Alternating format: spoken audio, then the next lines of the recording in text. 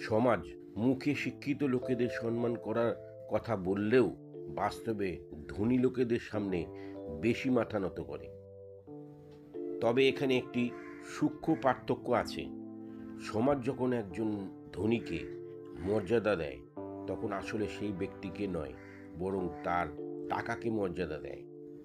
অন্যদিকে একজন শিক্ষিত মানুষকে যখন মর্যাদা দেওয়া হয়, তখন তা সরাসরি তার ব্যক্তিত্ব ও জ্ঞানকে দেওয়া হয়। ধনীর টাকা শেষ হলে তার মর্যাদাও শেষ হয়ে যায়, কিন্তু একজন প্রকৃত শিক্ষিত মানুষের জ্ঞান ও সম্মান সারা জীবন বজায় থাকে। এমনকি মৃত্যুর পরেও মানুষ তাদের মনে রাখে।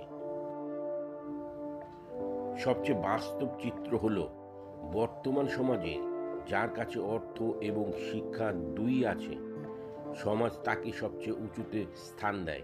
কারণ শিক্ষা তাকে দেয় সামাজিক গ্রহণযোগ্যতা, আর অর্থ দেয় সিদ্ধান্ত নেওয়ার ক্ষমতা।